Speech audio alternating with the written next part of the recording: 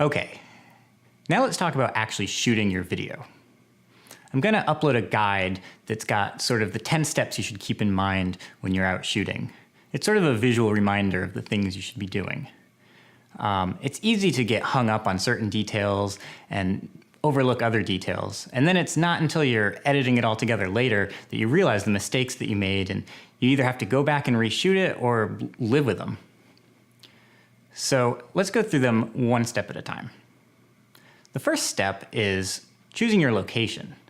If you're just shooting yourself talking, like this video, this pretty much means what you're gonna have in the background. In a case like that, you wanna pick something that's simple, but not just a totally blank wall. Now, if you're using your webcam to record yourself, you may not have the option of where to shoot unless you're using a laptop. But if you're using your phone or another camera, then you should try to pick out a location that's got sort of a simple background, but isn't totally empty. The next step is setting up the camera. Once again, if you're using your computer, you don't have to do this. But if you're using your phone, you may want to figure out how you can set it up. If you have a tripod, that's great. But even if you don't have a tripod, you may be able to prop it up on something and get it angled just right. Then you want to position your subject. That would be you if you're the one giving the talk. So you want your subject to be not too close to the background and not too close to the camera, somewhere in between. You might, if you're shooting yourself and you've got the camera on a tripod or propped up somewhere, you'll probably want to take a still image to make sure you're in the frame properly before you go through the trouble of actually recording your whole spiel, only to find out that your head's cut off.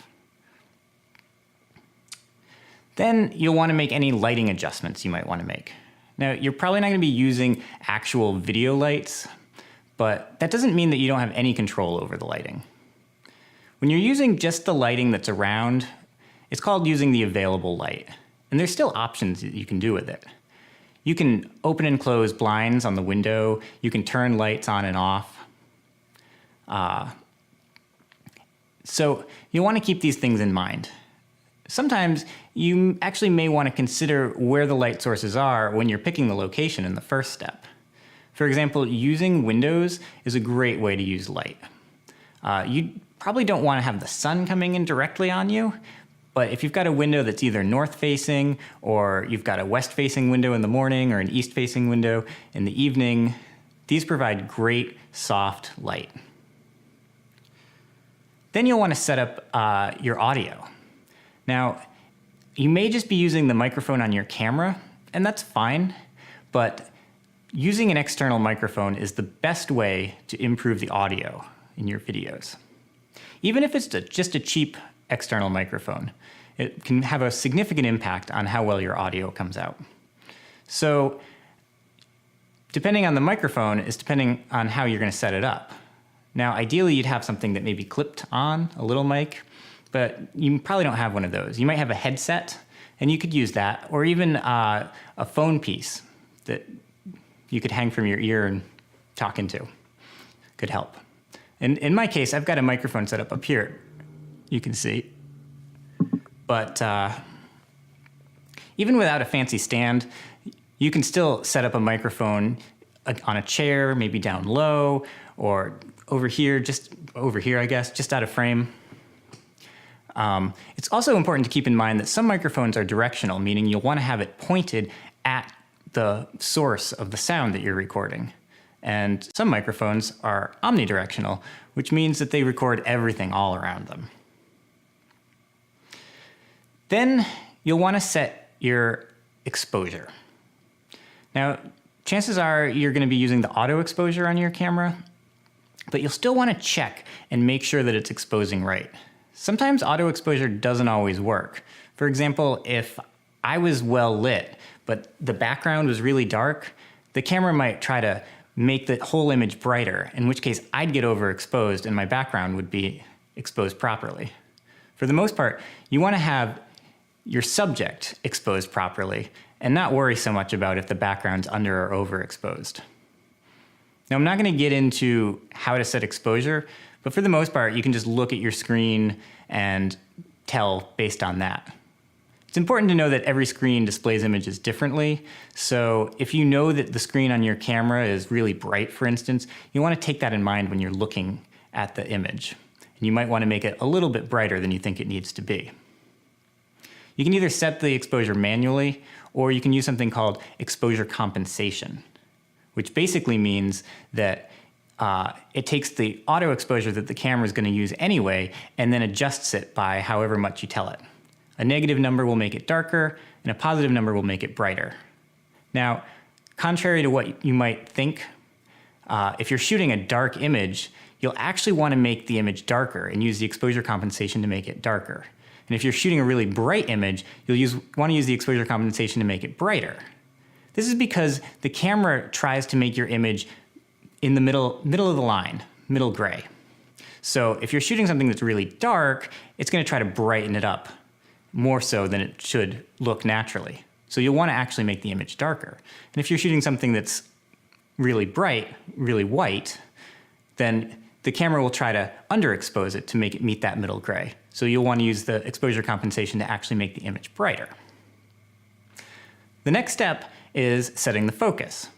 This should be pretty self-explanatory. Once again, you can probably use the auto setting on the camera. It probably works pretty well, but you'll want to make sure that the auto setting is actually focusing on the right part of the image, which is you. You can tell in this image that the background's out of focus, but I'm pretty much in focus.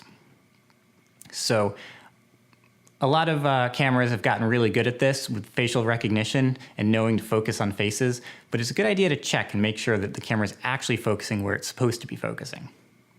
The next thing you'll want to do is set the white balance. The white balance is basically telling the camera what white is.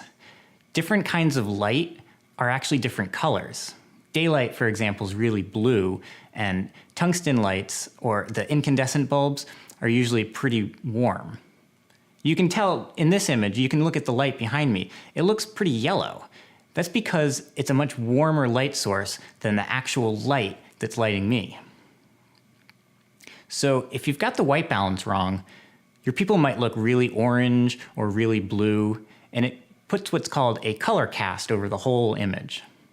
Now, usually your camera's auto white balance does a pretty good job of making sure that that the white balance is correct. But if you've got a lot of things coming and going, bright colors moving through the frame while you're shooting, your camera might think that the light sources are changing and might change the colors of your shot midway through. So sometimes it makes more sense to set your camera to a preset white balance. There's a bunch of different symbols which symbolize different lighting scenarios. The clouds are for outside on a not sunny day. The sun is for being outside on a sunny day. The little light bulb is for shooting with incandescent bulbs. The long fluorescent light bulb is for shooting with fluorescent bulbs. This one's not always so accurate because fluorescent bulbs actually vary quite a bit in the color of light that they put out. You can also set the white balance yourself by using the custom white balance setting and taking a picture of something that's white. This tells the camera what white is, and it adjusts everything accordingly. If all this talk of white balance is confusing, don't worry about it. Just use the auto setting on your camera.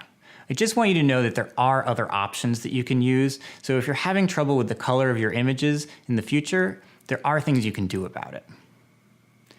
The ninth step is to check the audio levels.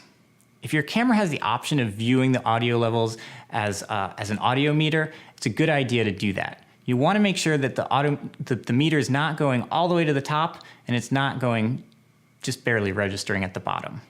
You want it right in the middle. If your camera doesn't have that option, then you can try running a test clip and playing it back. In fact, that's the 10th step. Once you've got everything set up, it's a good idea to just run a short test clip, play it back, and make sure everything looks and sounds right. It's a lot better to do that, to find out you made a mistake on a test clip than going through your whole spiel only to find out that you'd made a mistake and have to record the whole thing over again. So those are the 10 steps to setting up a shot. Download the visual guide to help you remember when you're actually shooting, and the more you go through it, the more you'll get used to it.